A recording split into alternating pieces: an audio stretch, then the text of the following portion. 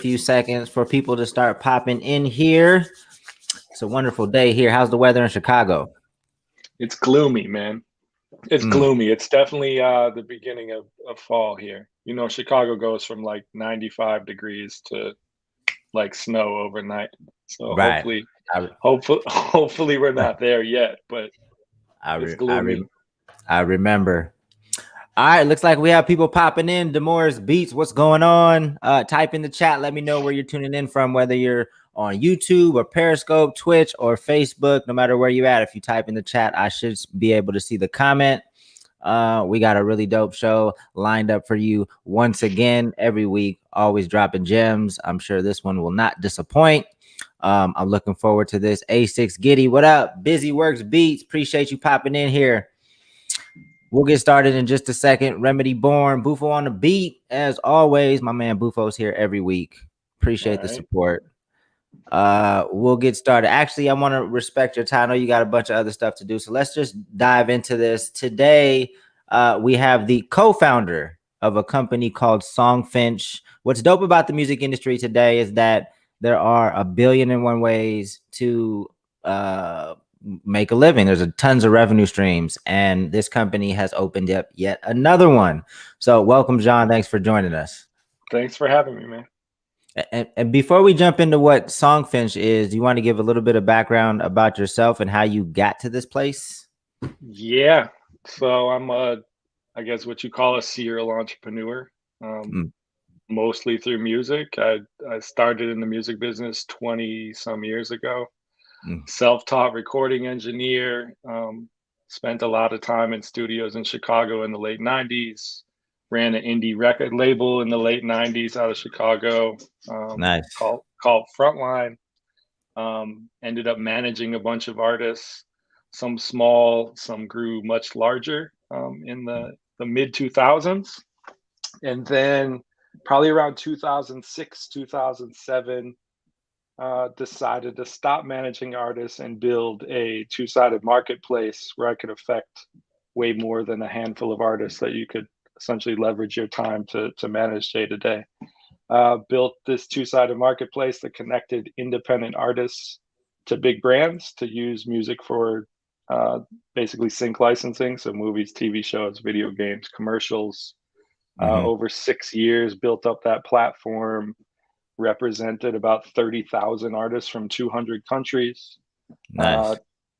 placed music in everything from Coca-Cola to Microsoft to Airbnb, just sync all across the board.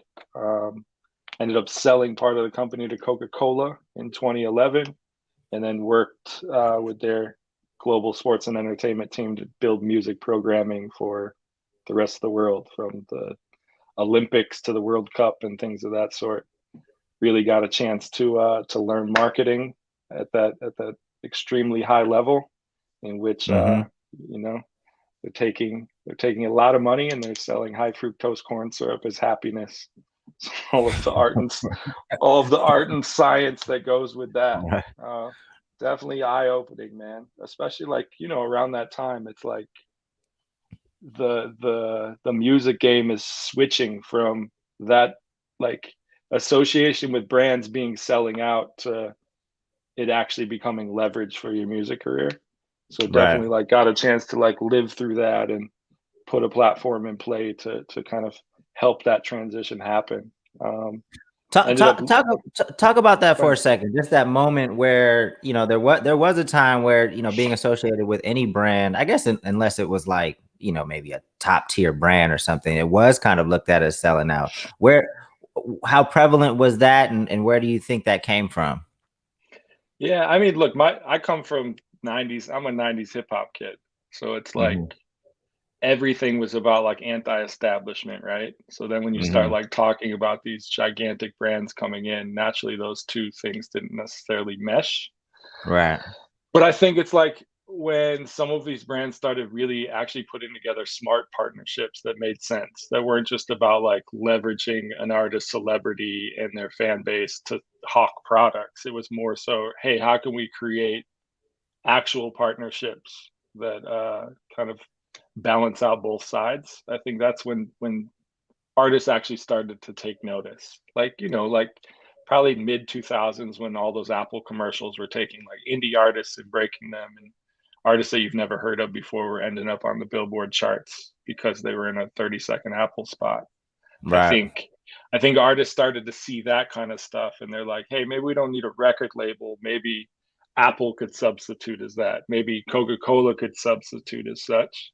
You know, Right. I think when it really hit me is when I think it was the 2008 World Cup where Coke, this is right before we started working with them, but where Coke took the artist Kanon and he had that huge song for the World Cup. And literally after the commercial came out, K9 was like #1 in like 24 different countries because of that World Mm. Cup song with Coca-Cola. So it was like, okay, this can actually work. There can Right. be like you can use a brand as a springboard. You don't have to like go out of your element or do something that isn't on brand for your own personal brand. And these things can actually happen. So Right. I think that's probably when it started to change a little bit. Okay. So when does Songfinch start? Yeah. And let people So know what it is. for sure. So uh, I left that two-sided marketplace that I'm speaking about in 2014. I started an incubator in Chicago. So basically, like built a co-working space. I worked in music for so long. I'm like, let me flex some of these skills in some other business verticals. So I moved a bunch of founders into this co-working spot. Invested time, money, energy, resources into a bunch of different companies, from the fantasy sports space to some fintech stuff to restaurants, kind of all across the board, like dabbling in focused on people, you know, like really solid founders. And during Mm. that time, couldn't really shake the music thing. And the idea of Songfinch came up. And it was basically like, hey, you know, that B2B marketplace model that we just built? Is there any way that we can take a concept like that and build songs directly for people or for consumers? So basically, the idea was um, we're watching this huge like personalized gifting market explode around like 2016 2017, and we're like, music is the most personal thing ever. Can we create some sort of marketplace in which a customer can come and say, I want to get a song as a gift, I want to get a song for my wife for our 10th anniversary, here's a bunch of details, and then can you like leverage an independent artist community to then create that material? Mm-hmm. um, and it took a while to really figure out like just the logistics around it and how that could function. And last year at the beginning of the year, all the stars just really started to align, and we grew like 1100% last year, and it's actually like absolutely exploding this year. Nice. So you know, we have hundreds and hundreds of artists that are part of the platform, and we have a ton of customer demand um, that's coming to the site. And basically, I I think the main thing that's getting solved right now, if we're talking about like all of these other marketplaces and all these other like music platforms, is every single one of these other platforms is kind of built from the top down. This idea of like Spotify, you know the statistics. 99% of the artists on Spotify make $35 a quarter. It's Right. like all of the Patreon, we can go through all of these. Like all of these platforms, unless you have a base, unless you have something built up, unless you have like an existing music career, the platforms aren't really going to be of much value to you. Flip side, the way that we're building is more from the bottom up. So it's really just about skill. Like if you're a really good songwriter, um, and or a musician, you can come onto our platform. If you get approved to create on the platform, customers are coming and they're saying, hey, I want a singer songwriter that's a female vocalist. I want to create a happy song about my 10th anniversary. Here's how we met. Here's a bunch of backstories. Here's things. And we're then farming those projects out to writers. And again, the customer doesn't have to select you or know of you at all. And then the artists are creating these songs, delivering them back to customers. The customers are going absolutely crazy over like these moments in their life being brought to life through music. And these artists are essentially like creating these like new forever fans one at a time. Nice. So it's What? this idea of like building from the ground up. You know, we have hundreds and hundreds of artists on the platform that make $2,500 a month. We got artists that make $10,000 a month that you've never heard of before, just Right. because they've come onto this platform, they've developed a system, they've done really good at like taking these stories and creating them into songs. So Where does most of the demand come from? Is it anniversaries? Is it birthdays? Where would you say the top buckets are for songs? Is it pranks?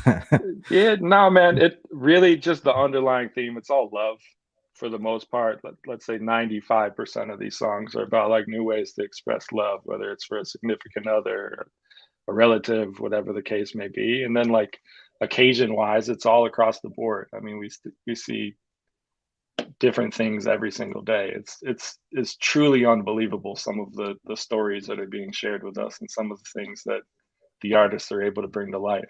Whether people have lost children and they want songs created from the perspective of the child talking to parent, Mm.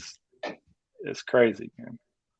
So let's walk through the process. So somebody comes to the site, they they say what the occasion is or how much information is given to the It, artist for them to create a song, and then how long is the song supposed to be? yeah. So right now it's a pretty simple process from the customer standpoint. You come in and say, I want a song for this, for so and so. You can say things like gender, vocalist, the mood that you want the song to be, the genre. Um, and then there's a bunch of like story prompts. So it's how you met, fun and interesting stories, funny backstories. There's like these 750 character boxes that you fill in. Um, Mhm. and we basically built it in a way where it's like optimal for the songwriter in regards to the collection process from the customer. And then we have a music supervision team internally that like sometimes has to clean up some of those stories before passing it over to the artist. And then we basically have a technology on the back end that um, analyzes those stories and gives the team on our end suggestions as to like, hey, here's like 5 artists that are suggested from our community that could probably do this best. And then, we push them over, they're created, and they come back. Um, the artists And just get into a groove, man. I like these songs are the songs are phenomenal. If you guys check out the website and go through examples and stuff, like it doesn't, it's not like a hokey, like personalized song that somebody writes right, like a radio host or something like that. Like right. it's poetic lyrics and it's significant and it tugs on the heartstrings 9 out of 10. Like we've been making people cry happy tears for years here. So it's Are you getting producers and artists to collaborate? Like, who's working on the music side? Who's working on the lyric side? Like, yeah. how do you Yeah, how do so you facilitate that? for the majority of the genres, it's the artist is creating everything. Like a singer songwriter, he's playing the guitar, he's singing, he's recording it, he's mixing it, he's sending it back. Um, for genres like hip hop and R&B, like we have producers that are basically licensing tracks to us, and then in certain cases, the artist is creating the music as well. Um, Got you. yeah, Dope. So, and then that was a question, Bufo, I was actually going to get to. So, when the song is made, yep, who yep, owns the song, and what can the artist then yep, release that song themselves, or use it yep. as a blueprint for a longer song? How does that work? Yet, yes, all around. So this is something that obviously was big focus when we created this, being in the music business for so long and like being a champion of the independent artist. So when you create, you own the song entirely. You own the master, the publishing, both sides. Um, what we're granting to the customer is a perpetual usage license.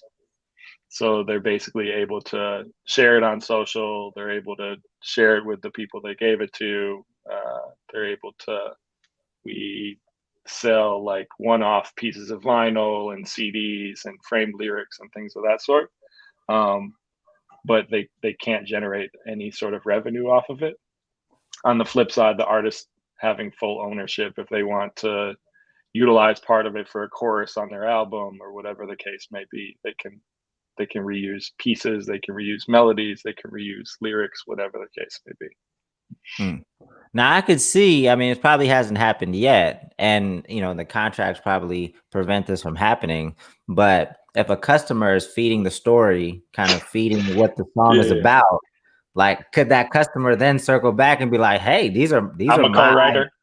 yeah, these are my ideas." Like, you Yeah, know, I mean, potentially. I mean, we obviously all of that's ironed out within the fine print within there that they're providing inspiration. They're not co-writing. hmm Definitely, future iteration and future product that we're working on is more along the lines of being more collaborative. So rather than just coming and being super hands off, it could be a way in which you could come and collaborate with some of your favorite artists, things of that sort, to help create songs in which you share ownership. hmm So it's definitely things that we've been kicking around, and a Got it. place that will end up taking the product to at some particular point in time, I'm sure. Got you. And then the cost for a song, I think for now it's 200. Is like a discount going on. It's typically 250, but at the Yep. moment it's 199. Yep. And Yeah. I then mean, go ahead. like most marketplaces, I mean, we've definitely gone through a bunch of testing on price point and things of that sort. I mean, for us right now, it's about volume. It's about getting the product in as many people's hands as possible. hmm So the idea of a $200 product is relatively accessible, and we're about to start bringing in like payment method, like a firm and stuff like that, so you can break it into multiple payments. And um, but eventually, or what we're already starting to do is kind of innovate along those price points. So we're working on a product that's $99. We're working on a product that's $14.99, meaning $1,499. We're working on a bunch of different stuff along a bunch of different price points to kind of be able to attack different segments of the market, to be able to uh, raise and lower the level of involvement from the customer standpoint, etc. And then you may have answered this. I know because I think I asked 2 or 3 questions at once. How long are the songs Yeah, typically? the default song is two verses and a chorus, so they're like 3 minutes. Okay. Um, there's like an add-on product where you can buy a third verse. I believe like let's call it 20 to 25% of songs are purchasing additional verses, whether it's when they buy the song or after they get the song delivered, and then they say, "Let me get it, let me give you some more info and get a third verse thrown on this." Right. And I know to some, some artists and producers listening, you're like, hey, a whole song for 250 or 200, but I actually have met a lot of producers and a lot of artists that work very fast, Yeah, that are quality, and they work extremely fast. Matter of fact, there were a couple artists that I just worked with on a project that could create that fast. So I know it may not be for everybody because some people take longer to yeah, create, but there are a lot of artists out there that work fast and work quality. So I'm assuming you found a decent amount of them. yeah, for sure. I think there's a handful of things that you got to think about. Yeah, like right now, being a Songfinch artist is a particular skill set. Like just because Mm, you're a good artist and release good music personally doesn't necessarily mean that you would be a great fit for the platform. It's definitely there is a particular skill set in being able to take uh, inspiration from strangers and turn it into something that works. But yeah, like we have artists that have created over 500 songs on our platform, and they got it down to you know maybe it's taking 2 to 3 hours from beginning to end to create. So I think when you're thinking about the compensation from a financial standpoint, I think really what we're looking to do is get artists out of the coffee shops, out of driving Uber and Lyft, out of the day-to-day grind that is essentially keeping them away from the studio or out of creating. And I think if we can replace those and have a price point that allows them to replace those and continually get better while building up these fans one at a time, I think we're introducing something pretty special to the marketplace. No, for sure. And then what's the split on the revenue with you guys and the artists that create the songs? Yeah, it's 100 and 100, and then there's a bunch of add-on stuff in which artists are making more money as well. Believe it or not, we have like this virtual like gratuity as a product, and 25% of customers are coming back and voluntarily dropping another 25, 50, $500 tips. And those tips are just going directly to the artist profiles. So there's a bunch of ways to kind of earn within the platform. Can somebody select the like if an artist did a good job and they want to come back, or if they just know that an artist is a Songfinch artist, like can they select the artist that they want on the platform?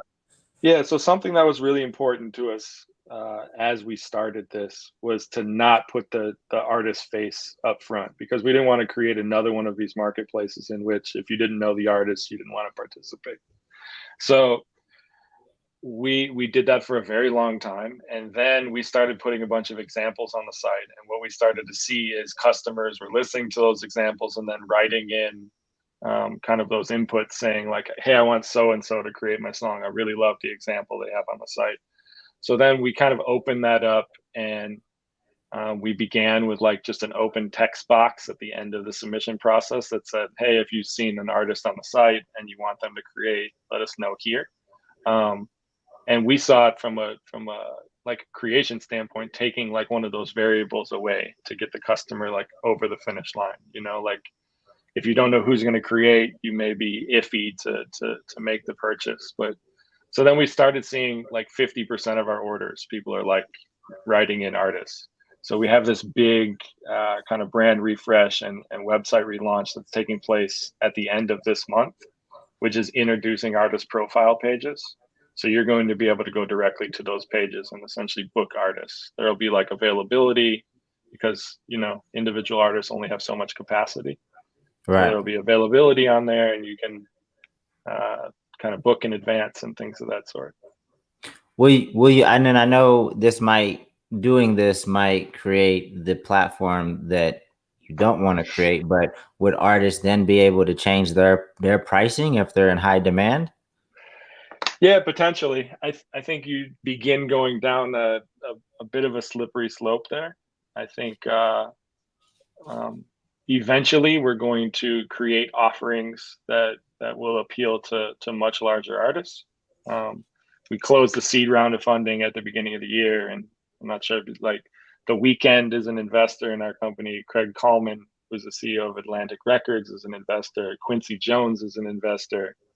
So we definitely have access. My business partner manages Doja Cat. So like in regards to access within the industry, we have that.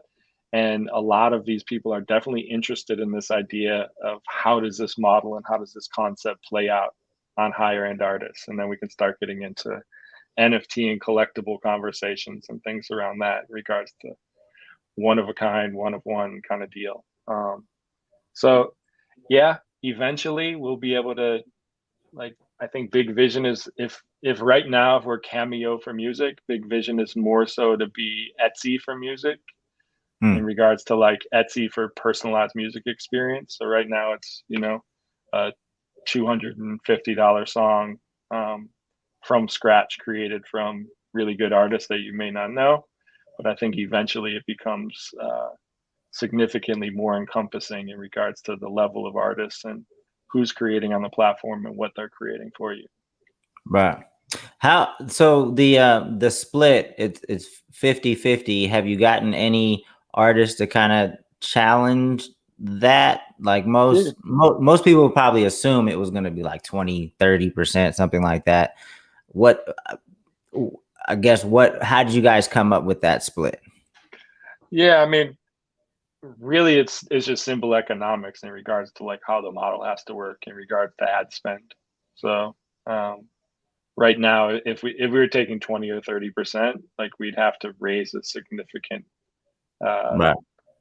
a much larger sum of money to be able to have some of these things work out from a finance standpoint. So I think eventually, when we're not driving all of the orders as we are now, and eventually when we're giving tools to the artists to drive their fans to pages to book songs, at that Mm-hmm. point in time, then splits can switch and we can adapt a whole new model. But I think for right now, in regards to essentially as an artist, it's found money for you at the moment. I mean, you're getting introduced to a whole new fan base. You're getting work at a significantly high clip if you want it. Um, Mm-hmm. so yeah, I mean, we've gone back and forth. There's, again, as I mentioned, like I don't think the platform is for every artist. I don't think Right. it necessarily makes sense for everybody as it currently sits, but it's definitely been a good tool for a lot of up and coming artists. So there was a friend of mine who started a site that was similar. He's the founder of a company called Bevel. Hmm. And he went on to be super successful. I forget the name of it. Um, are there other competitors in this? He doesn't operate the Yeah, site anymore, but it was very. yeah, kicked off.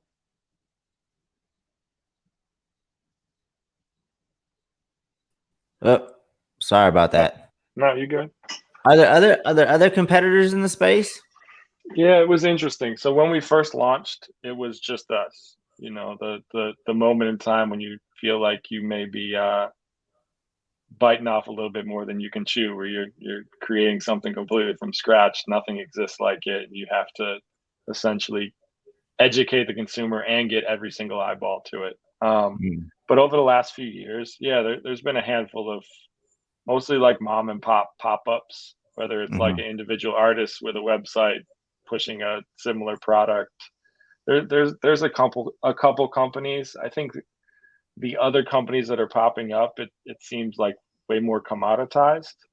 Um, it's just it's about volume, and it's about not a lot of care has been put in at the foundational level in building up those organizations. So it's just like, an order will come in and they'll put it in a pool and let a whole bunch of artists essentially fight over those opportunities and create and deliver directly to mhm. the consumer. I think we've definitely spent a lot of time kind of building up that internal infrastructure with music people and from a customer service standpoint, just so we can continue to grow and deliver at a really high level. So yeah, and then there's a bunch of indirect, like all of the direct and indirect essentially has helped though. Like to me, I'm really bullish on this idea that I think the demand for what it is that we're doing will always outweigh the supply. Like I think we can scale this thing to a massive size, but the amount of people who want to get a song to make their mom cry happy tears instead of buying her a spa gift certificate for Mother's Day, like I think that number will constantly outweigh the amount of people and or organizations that can actually deliver stuff like that. Mhm. So to me, it's like bring on the competition, bring more people to the space. We need more marketing dollars from other organizations to educate the consumer, and then at the end of the day, like the best team wins, right? Right. Yeah, I think a lot of this, a lot of the success of any business, just has to do with timing. I saw a lot of companies, in the live streaming space super Yep. early. Ustream, live stream, stage it like around Yep. 2009, 2010, 2011. Yep. So what do you feel like? Why do you feel like now is a time for a platform like that? I Yeah. mean, you already talked to a lot of the data and Yeah. uh, I think overall, if we're just talking about the customer, I think we went through this 10-year period in which everything was about immediacy from a customer standpoint. Customers want things faster. The rise of Amazon, like being able to use your mobile phone and access information right now. Mm-hmm. Um, I've noticed the last couple years. I mean, now the immediacy part, the timing part is like given. Like if you're not able to deliver things quickly, like you're just overlooked. Period. Now, what I think the customer is beginning to demand is personalized. I think the customer now, of course, they want something fast, but now they want something that's theirs. They want something that is catered directly to their needs, directly to their wants, and is built very specifically for them. And I think if we're looking at timing and what it is that we're doing, we're delivering something that is essentially hyper personalized. It's not personalized in the sense that like names like monogrammed on towels. It's like your stories and your information like creatively put together and delivered in this like highly emotive art form. So I think more and more companies are getting on board with that, and they're trying to figure out like how do we deliver things that are more that customer? How do we deliver things at scale that feel one off? So I Right. think we're sitting right in the center of that. And then like a bunch of other timing things, like timing is like what everyone says is luck.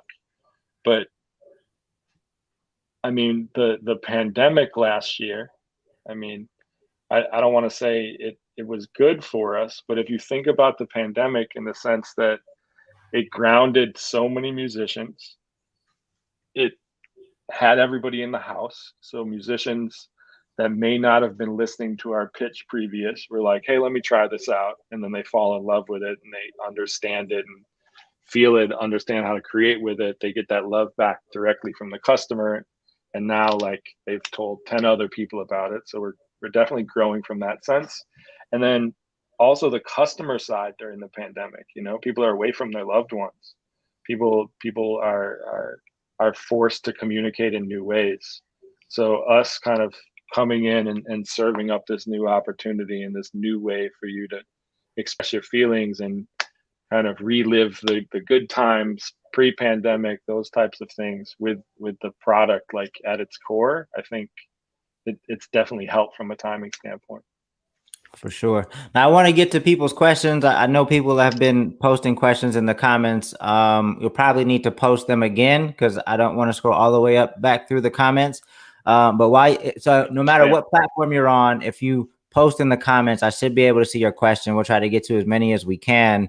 The last thing that I would say, it's kind of a comment, and maybe you can confirm it from feedback on your platform from artists.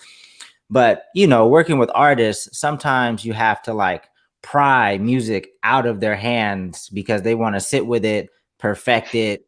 This might be a great way, in addition to making some money, to like work on your craft and to move, right? Like get to the next one. So have you heard that type of feedback from artists just from a practice standpoint? 100%, man. We plus just our staff, like we have music supervisors on staff that essentially work with the artists and work on, we're hosting workshops for new artists to get them better at creating in the way that we know customers will respond to and things of that sort. So yeah, like a huge benefit of the platform. Sure, there's like a financial benefit and you can work the system and you can make a lot of money on the platform. But there's also this idea of just perfecting your craft and getting really good at what you do. You write a few hundred songs over the course of a few months, and you're going to be able to notice the difference from the first one to the 300th one. And then again, like just this idea of direct customer feedback. Like you're bringing somebody else's stories and memories to life with like the power of your pen. So it's like there's a lot to learn there, right? Yeah. No, I think it would be just a great experience. In addition to the money, just to perfect your pen, to get you getting comfortable working faster and letting go, right? Just letting go, because I've worked with quite a few artists. Oh man, the idea of perfection around music, like it's something that's going to hurt you as an artist. I mean, there's no such thing. It's like you need to create and get feedback. You need to create and and get something in return from the people. Like you can sit and think that you're working on a masterpiece, and then you put it out, and people are like, "What's this shit?" Right. And so So I definitely believe in creating and releasing and then iterating along the way. So it's like for kind of sure. like the process that we just watched in real time with like the Donda release, right? Like Right, right, that's really what Kanye was doing. He was right. he was getting real time feedback and adjusting from there. So it's Yeah, yeah. So one of the questions I saw was, how do you get selected to be on the plat? Where do you apply? What is the application process? What does that look like? it, yeah. If you just go to songfinch.com, you go to the bottom. I believe in the footer, there's like some sort of link, which is about artist application. You click that, somebody will get in contact with you. I believe like first iteration is just uploading some links to your music so we can check it out. And then somebody will contact you and kind of put you through this onboarding process in which you will get served a brief and you have to create some sort of test submission. And then there's a critique and some feedback there. And you're either making it onto the platform and immediately, like first week, getting opportunities, or we're passing and telling you work on X, Y, and Z, and then kind of try again. So Dallas, now what says, are artists able to collaborate? Do artists collaborate? You ever get, is that a premium Yeah, feature for yeah. collaboration? It's a future thing that we're talking about for sure. There's definitely Okay. like a discovery element from the artist side, in which we're working on like a full Discord channel right now where we're about to dump all the artists in together, and we're going to create some sort of collaboration feature, whether it's like duets or whatever the case may be. So yeah, it's stuff that we're working on right now. I think, when you talk about product innovation, it's all about like we need to keep it simple right now to for you as a consumer to tell somebody else what it is. When I say like you go here and it's X amount of dollars, it takes 7 days, and you share your stories and get back this incredible song, like that's really easy to talk about. When Right. you start like layering it with all these other things, that's when it becomes a little bit more difficult. So I think we just Mhm. need to keep pressing where we currently are and add on as we go. Got you. So Smoky Music says, if you started today, what should the expectations be in terms of opportunities per week if you got onboarded today? Yeah, I think it depends what genre uh, you create in right now. Um, Singer songwriter in country is like top of the list right now. Um, to the point we're seeing other artists that create in other genres trying to test into other categories as well. Um, but again, we have artists kind of set their limit. We have a lot of artists that will hit us and be like, "Yo, turn off the faucet right now. I can't Mm, take any more. Let me knock out these 8 songs over the next 2 days, and then I'll come back and get more." So, like from a volume standpoint, it continues to go up. From a we're growing quite a bit from the customer side, and we need more artists. So, in regards to expectation, it could be anywhere from 3 to 30 opportunities in a week. mm. And obviously we're on BeatStars platform. BeatStars, biggest beat selling marketplace. I know that you say you license beats. Maybe there's an opportunity for a partnership here. But if a 100%. producer wants to work with you guys, is it the same process if they want to submit beats, or how does that work? Yeah, there's some sort of licensing fee where we're like pay pay for usage and things of that sort. So Mm, again, go through the same process, the same link, and just or there's even a live chat on the site. If you want to hit up the live chat at the bottom, somebody from the customer success team will hit you up, tell them that you're a producer, you want to speak about like licensing tracks that you just heard me on here, and they'll kind of push you in the right direction. Okay. Bufo has another question. Bufo brings up blockchain and NFTs every week. So they seem to be very forward thinking. So Yep. have they considered allowing customers to collect royalties through blockchain technology in the future? Yeah. I mean, we are neck deep in all sorts of concepts and ideas around blockchain and how we're going to incorporate things into the future. I mean, something really cool is, we're working with a lot of artists that are early in their career, but we're also developing a lot of mechanisms within our organization to help those artists get to the next level outside of just like creating individual songs.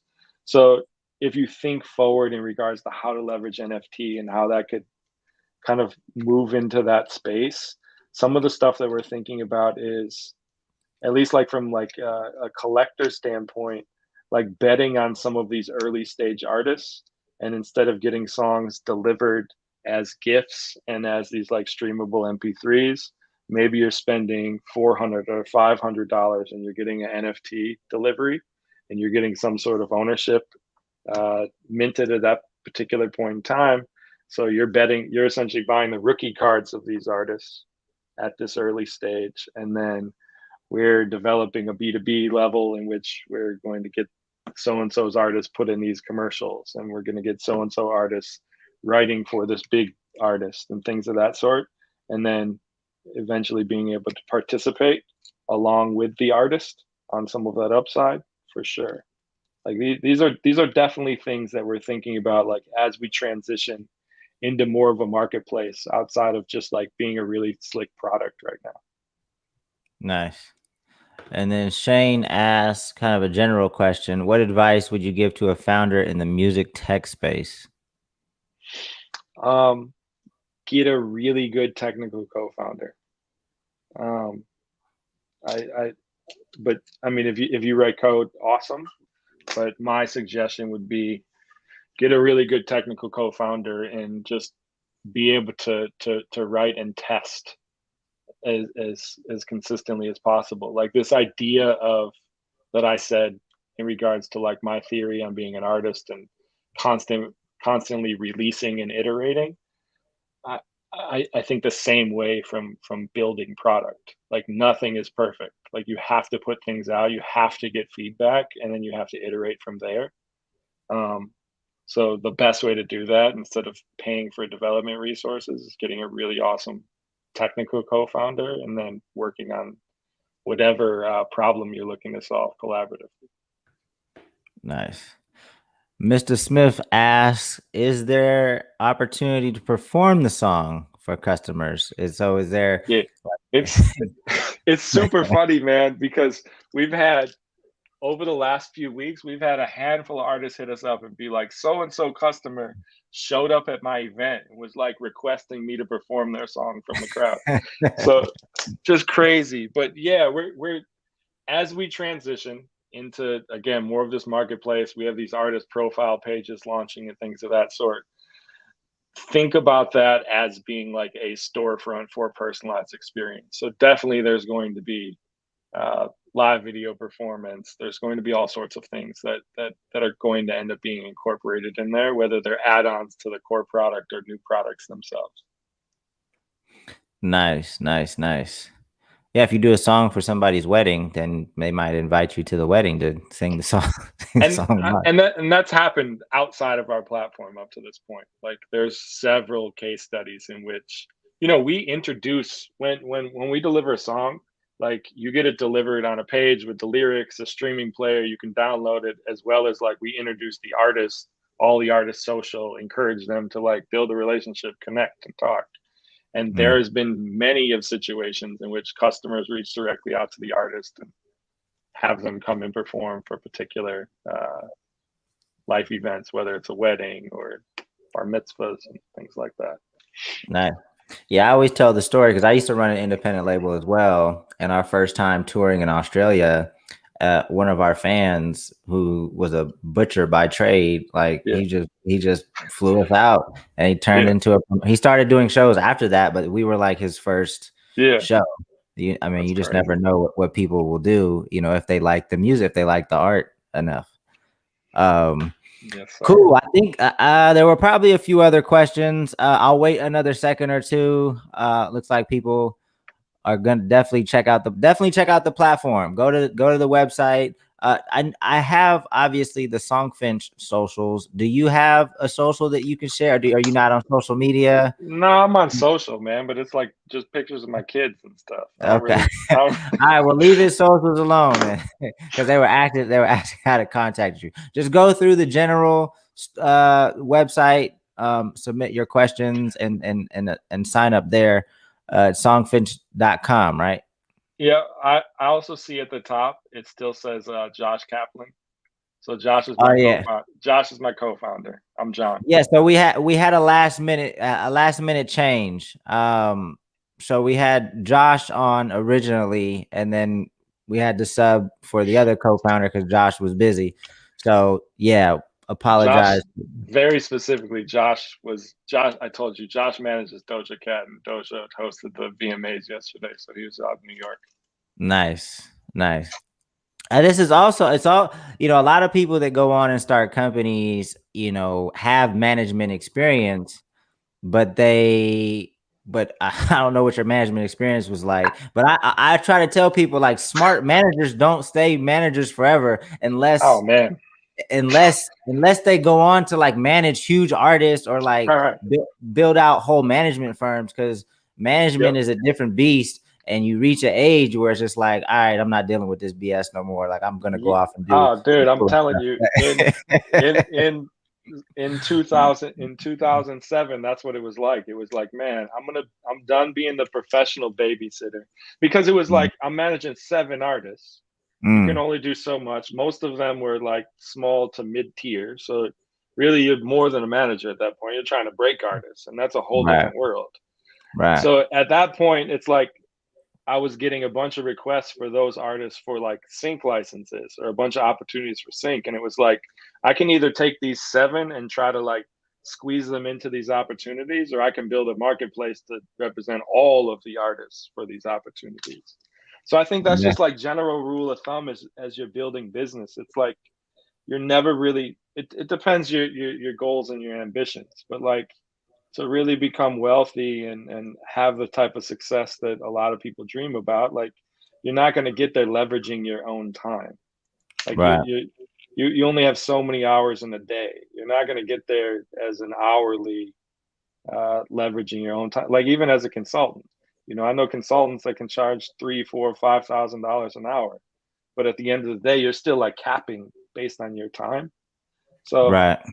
we're all thinking the right way. It's about platforms. It's about marketplaces. It's about building tools and building funnels to kind of connect people and leverage others' time essentially. Yeah, no, I agree 100%. Well, John, I appreciate you joining us. I'm sure a lot of people will tap into what Songfinch is doing. Hopefully, when you get some folks from the MEC community approved to become Songfinch artists, so they start building with your community and making a few dollars. Any Sure. last suggestions or words of encouragement that you want to leave our folks with? Oh man, just keep the grind alive, man. It doesn't matter what level you're at. It doesn't matter what you've done or what you've accomplished. It's about, you know the as cliche as it is, it's about doing things that you love, and it's about, to me, finding better ways to do them day in and day out. So that Indeed. that that's what I'd say. Dope. Well, if you ever need anything from us, feel free to reach out. I'll continue to stay tapped in with what you guys are doing. And as you guys develop more services and add-ons, and as the platform changes, maybe you can come back, 6 months down the line and Sure, kind of give us an update on what's going on and what the opportunities are, because they're always changing and more opportunities are always revealing themselves. for sure, man. Let's do it. I appreciate the time and the place to do it. Indeed. All right, everyone. Have a great week. DJ Pain 1 will be live Thursday at 12 p.m. Pacific. And then I'll be back next week. I think I have the founder of Hard Drive. I think Mickey Shiloh is joining us. That's going to be another dope discussion. So see you guys next week. Oh, my bad. One more announcement. I'm actually going to jump on Instagram Live in 10 minutes. I told an artist that I would jump on at 1 because we didn't get to finish the conversation last week. So if you want to join our Instagram Live, if you have any questions, I'll be on from like 1 to 1:30. So join me there. All right, y'all. Peace. All right. Thanks, John. Thanks.